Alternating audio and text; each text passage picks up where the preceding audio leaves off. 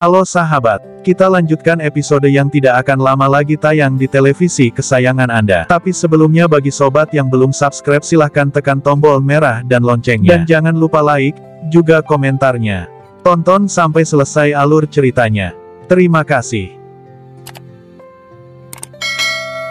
Nenek saat itu syok setelah mendengar dokter kalau hidup Sagar tidak akan lama lagi. Nenek pergi menemui pendeta karena tidak mempercayai dokter. Pendeta mengatakan, hanya ada satu cara, dengan memakaikan sindur atas nama Sagar. Gangga di saat itu berpikir keras. Dia meminta Matvi melakukannya, tapi Matvi berkata tidak bisa. Kemudian meminta Praba, dia pun mengatakan tidak. Suatu hari Gangga hendak menjenguk Sagar dengan membawa sindur tersebut.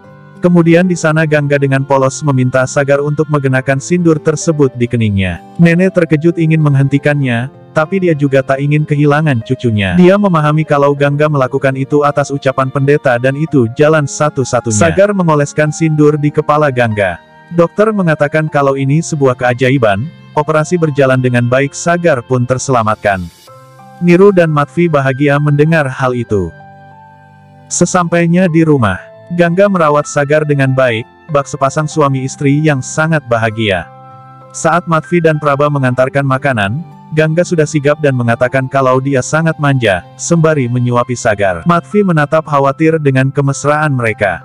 Praba melotot dan berpikir demikian. Gangga menatap mereka dan tersenyum bahagia.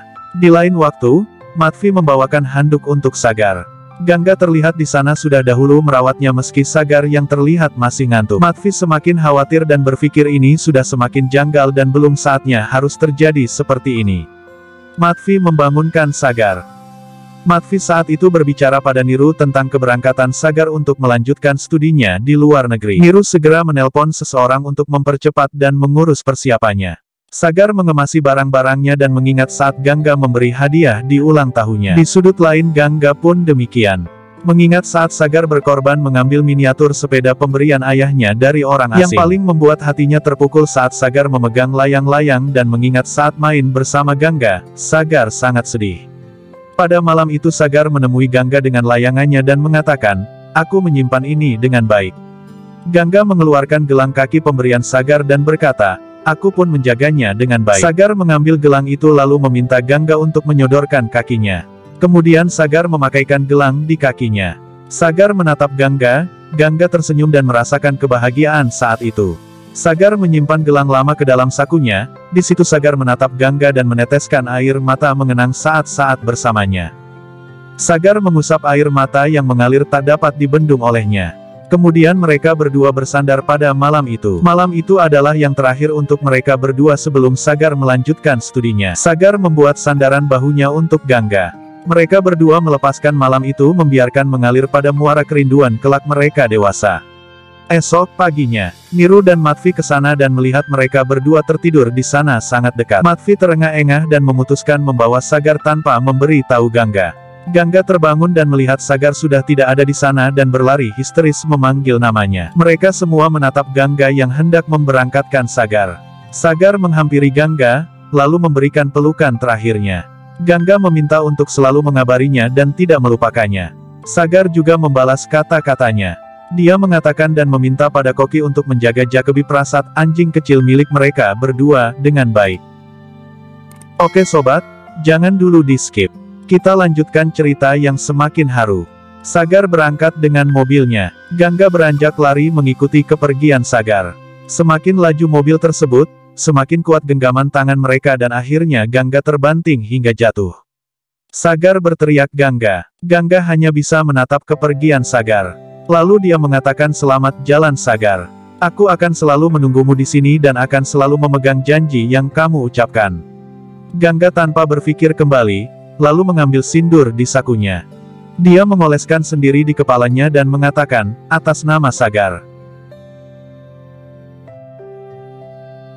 Singkat cerita, 10 tahun kemudian, terlihat suasana di rumah Caturvedi tidak banyak berubah, hanya saja lebih sedikit elegan. Di mana terpampang di dinding foto Sagar yang sudah dewasa.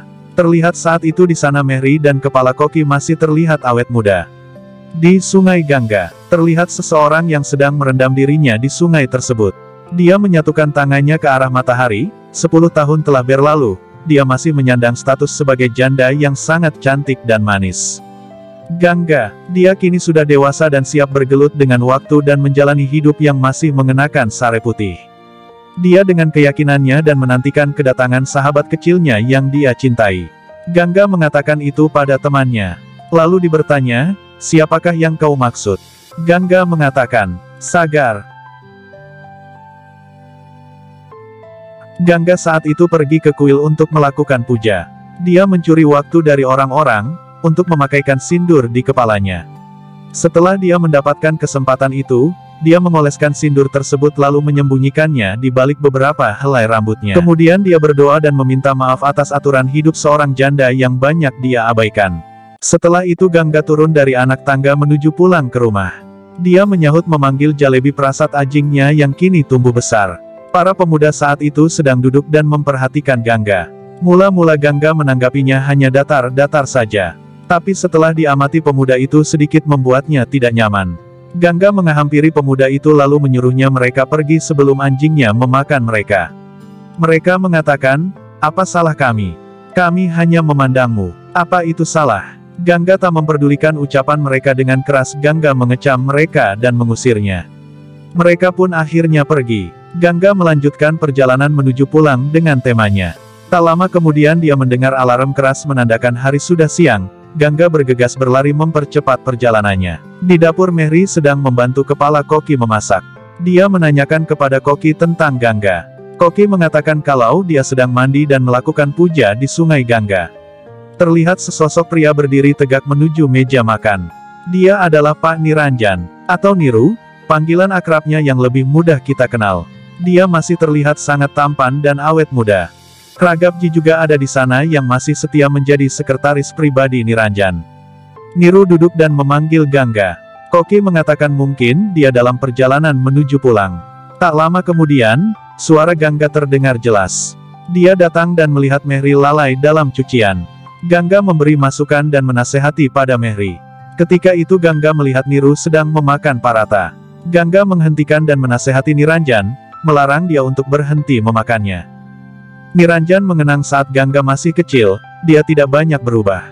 Kemudian Gangga membawa makanan tersebut dan memarahi Koki, kenapa masih memberinya makanan seperti ini. Koki mengatakan, kalau Pak Niru sendiri yang meminta. Dia juga menyita permen yang tidak terlalu baik untuk dikonsumsi. Ragapji tertawa. Terdengar suara Matvi memanggil Gangga. Gangga bergegas ke atas untuk menemuinya. Matvi mengatakan kalau sekarang sudah waktunya aku menitipkan kunci rumah Caturvedi. Matvi berkata dia harus memegang kepercayaan yang ia berikan.